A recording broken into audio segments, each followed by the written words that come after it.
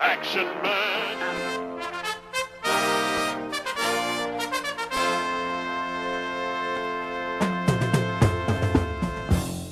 Hello there and welcome to Blue Harvest Toys.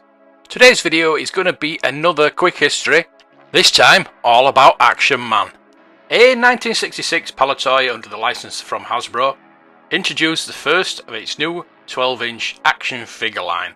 These action figures, born from the success of the G.I. Joe action figure in America, were some of the first to feature over 20 movable pieces. The original line, of which Bill Pugh was one of the designers, would consist of just 3 action figures with accessories. As £1 million had been invested in moulds and tooling at Palitoys Leicestershire factory, it had to be a success. At this point, the figures had not been officially named. G.I. Joe, a phrase only relevant to American soldiers, was not suitable.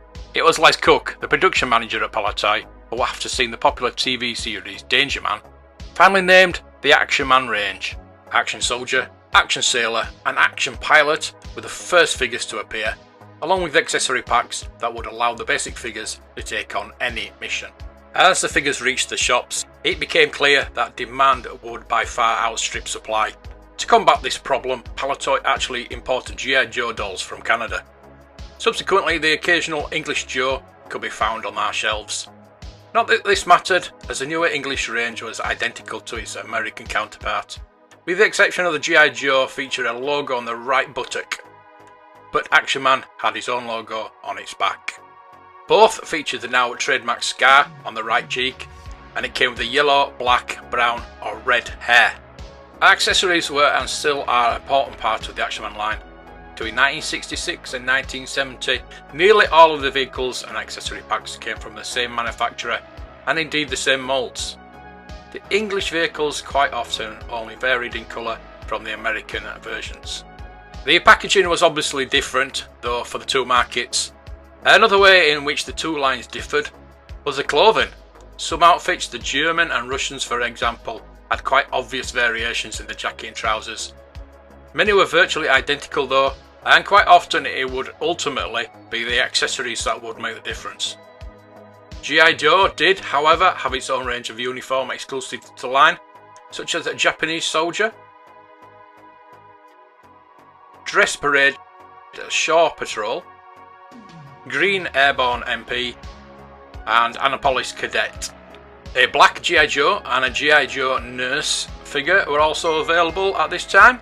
Action Man follows suit by releasing a judo outfit, Olympic athlete, footballers and more.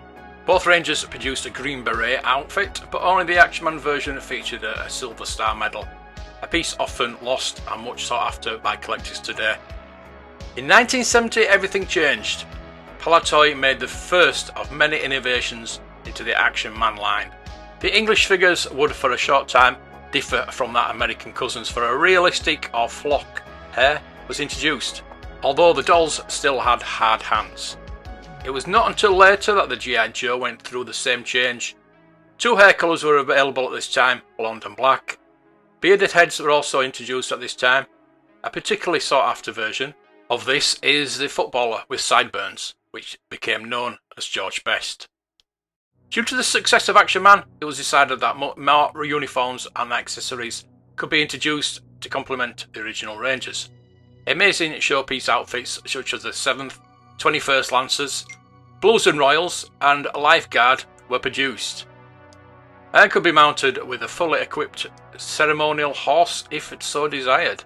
Quality and attention to detail are key points, and these features have since made Action Man one of the most collectible toys. Although finding examples that have survived up to 30 years in mint condition is a continuous source of headaches for dealers and collectors alike. 1973 saw the introduction of gripping hands, which allowed Action Man to more competently hold his many accessories. This innovation was made by chief designer Bob Breakin, who used his own hand to make the mould. It has since become to be known as the Hand of Bob, and was a great improvement on the previous fixed hard hands that both G.I. Joe and Action Man had been born with. Later in 1978, a new body physique and moving or eagle eyes was introduced to give an ever more realistic effect to the figure. The eagle eye head had also been used previously on the 1973 dolls and into the late runs of 1977. By 1984 there were hundreds of outfits and accessory packs available. Action Man was equipped with almost every kind of military uniform imaginable, and these stood in line next to your space outfits, diver suits, pilots' uniforms, parachutists, ski outfits, firemen, and sports gear.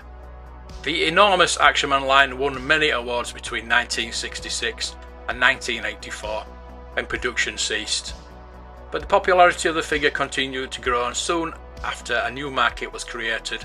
Now, still as popular as ever, the original Action Man lives on with today's collectors. Hasbro later relaunched a completely new range of Action Man products, but the original vintage Action Man will live on forever. Thank you for watching this quick history on Action Man. If there are any toy histories you want me to talk about, please let me know in the comments below, and I will be only too happy to include them.